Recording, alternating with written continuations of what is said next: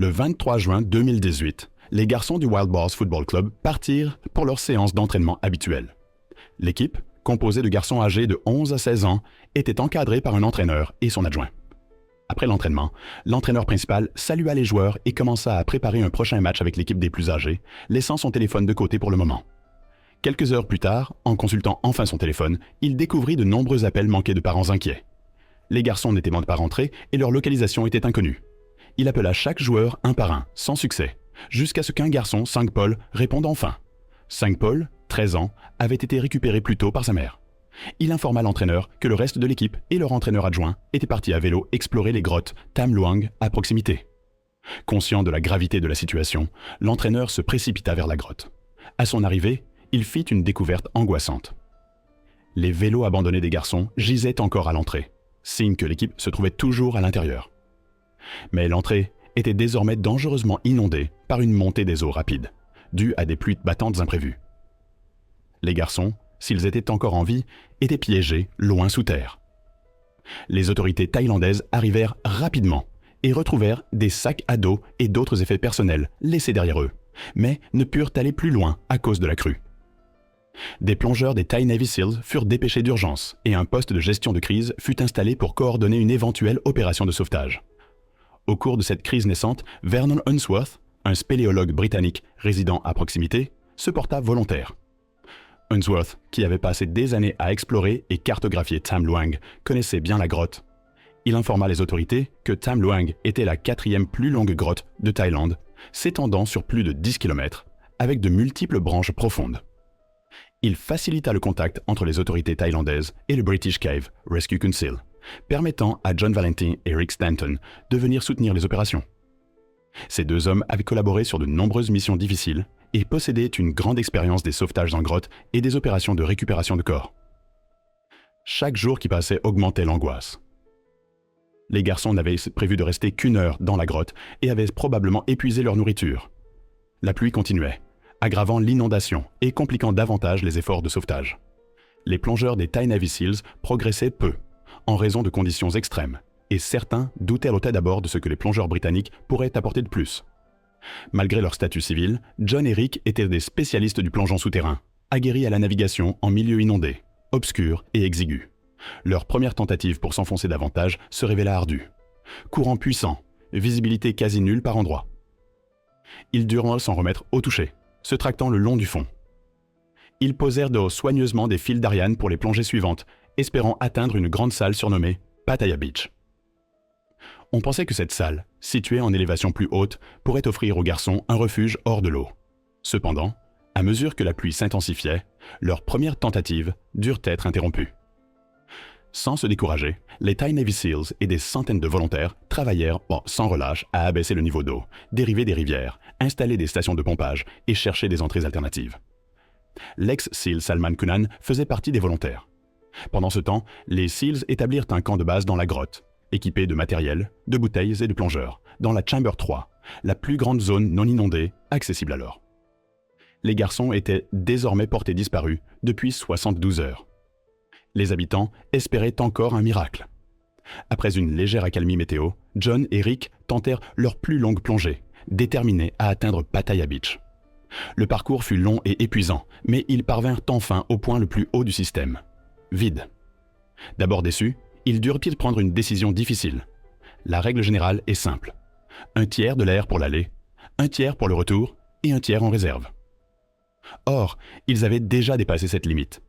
Ils décidèrent, malgré tout, de poursuivre, s'enfonçant plus loin tout en déroulant la ligne de vie. Ils nagèrent au-delà de leur plan, vers un secteur inconnu. C'est alors qu'en émergeant dans une zone reculée, ils aperçurent une lueur. En s'en approchant, ils entendirent des voix. À la stupéfaction générale, les 13 disparus, 12 garçons et leur entraîneur adjoint, étaient intervivants. Les garçons, affaiblis et affamés, se trouvaient profondément dans la grotte, à environ 1 kilomètre sous terre. À la suite de cette découverte miraculeuse, 3 Thai Navy Seals rejoignirent immédiatement le groupe immobilisé pour les soutenir. Les garçons furent sidérés d'apprendre qu'ils étaient là depuis 10 jours, ayant perdu toute notion du temps. Les sauveteurs se heurtèrent alors à une réalité redoutable. Trouver les garçons avait été la partie facile. Les ramener vivants semblait presque impossible. Plusieurs stratégies furent proposées. Pour l'heure, le plan était clair. Pomper le plus d'eau possible, le plus vite possible. Parallèlement, Elon Musk construisit un mini-submersible pour enfants. Mais l'équipe de sauvetage refusa son offre, estimant qu'un appareil rigide ne pourrait pas franchir des méandres étroits. Il publia alors une série de tweets critiquant l'équipe. Autre option, apprendre la plongée aux garçons pour les faire passer sous l'eau. On envisagea aussi de forer un puits depuis la surface, à l'image du sauvetage des mineurs chiliens en 2010. Enfin, attendre la fin de la mousson en ravitaillant jusqu'à la décrue fut également discuté. Mais chaque option avait des failles. Beaucoup de garçons ne savaient pas nager. Et tous étaient trop faibles pour affronter en sécurité des passages submergés et dangereux.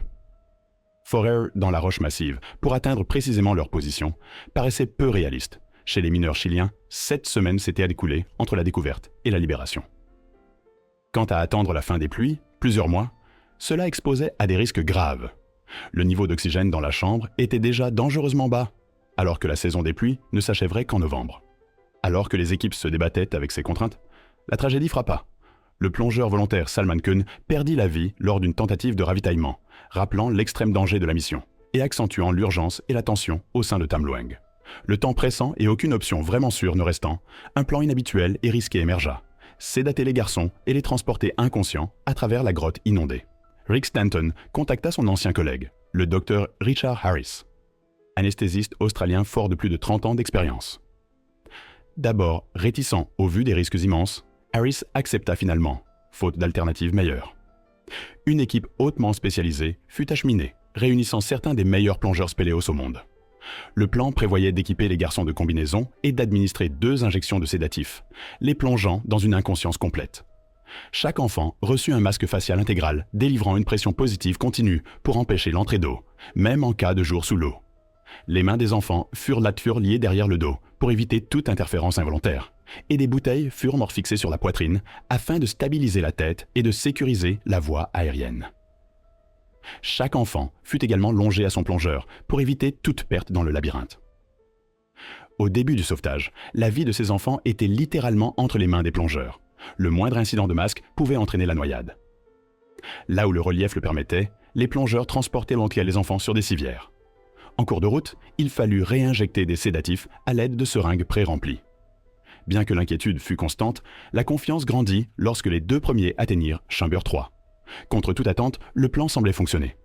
À Chamber 3, l'eau avait été suffisamment drainée pour que les Thai Navy Seals et les volontaires portent les enfants à travers le reste du terrain accidenté. La nouvelle des premiers sauvetages réussis se répandit rapidement, apportant espoir et soulagement dans le monde entier. Le premier jour, 4 garçons furent sauvés. Le lendemain, 4 autres suivirent. Le dernier jour, il restait 4 garçons et leur entraîneur adjoint. Tout se déroula comme prévu jusqu'à une grosse complication avec le plus petit. Le masque à pression positive était trop grand pour son visage et ne parvenait pas à assurer une étanchéité parfaite. Malgré les tentatives désespérées pour resserrer le masque, les plongeurs durent recourir à une alternative. Un petit masque récréatif pour enfants, à peine adapté aux circonstances. Ils le fixèrent du mieux possible et poursuivirent, espérant le meilleur. Miraculeusement, en dépit de tous les obstacles, le groupe final sortit sain et sauf. Le monde entier exulta lorsque le dernier garçon et l'entraîneur adjoint émergèrent, scellant le succès de l'opération. Cependant, l'opération eut un coup. Beirut Parkborough, un autre officier marinier des Thai Navy Seals, contracta une grave infection sanguine pendant la mission et décéda 1 an plus tard. Si vous avez aimé cette vidéo, abonnez-vous pour découvrir d'autres histoires du même genre et n'hésitez pas à laisser vos suggestions en commentaire pour la prochaine.